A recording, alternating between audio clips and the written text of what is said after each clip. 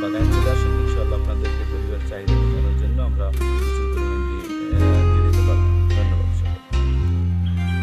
প্রিয় দর্শক শ্রোতা, আপনাদের রুহুল আমিন স্বামীর পেজের পক্ষ থেকে জানাই আন্তরিক শুভেচ্ছা অভিনন্দন। আপনারা আজকে দেখছেন এখানে যে আমরা টমেটো বাগানে চলে এসেছি। একটা থোকায় কী পরিমাণে টমেটো হয়েছে আপনি দেখলে অবাক হয়ে যাবেন। এই যে টমেটোগুলো, এই টমেটোগুলো প্রুনিং করার দরকার আছে। এখানে আপনারা দেখতেছেন একটু ছাঁটাই করে দিই আমরা টমেটো গাছের এই যে পাতাগুলো, এগুলো ছেটে দিলে অন্তত টমেটোগুলো বড় হওয়ার সম্ভাবনা বেশি থাকে। এতে দেখতেছেন এই যে টমেটো, আমরা এটা প্রুনিং করব আজকে, যেহেতু এখানে অনেকগুলো টমেটো হয়েছে, এই জন্য এটা ছিঁড়ে বড়গুলো ছিঁড়ে দিলে আবার ছোটোগুলো তাড়াতাড়ি বড় হয়ে যাবে।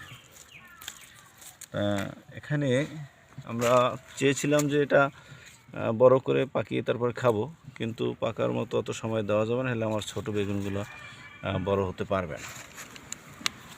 এই এত পরিমাণে আসলে আপনি দেখতেছেন যে একটা টমেটো গাছে এত পরিমাণে টমেটো হলে এগুলো আমরা খেয়ে কীভাবে শেষ করব।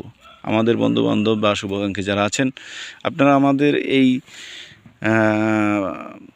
আমার গ্রামের বাড়িতে চলে আসেন ইনশাআল্লাহ, আর একটা ব্যাগ নিয়ে আসবেন, আপনাদেরকে সবগুলো ভরে ভরে দেবো, আপনারা নিয়ে যাবেন। ধন্যবাদ সকলকে আমার এই ভিডিওটি দেখার জন্য। আপনাদের সকলকে জানাই আন্তরিক শুভেচ্ছা অভিনন্দন। আল্লাহ হাফেজ। সুপ্রিয় দর্শক, দেখেন আসলে একটা গাছ থেকে কিন্তু আমরা যে পরিমাণে টমেটো ছিঁড়েছি, এরকমের যদি 10টা গাছ থাকে, একটা পরিবারের চাহিদা পূরণ করা কোনো ব্যাপার না।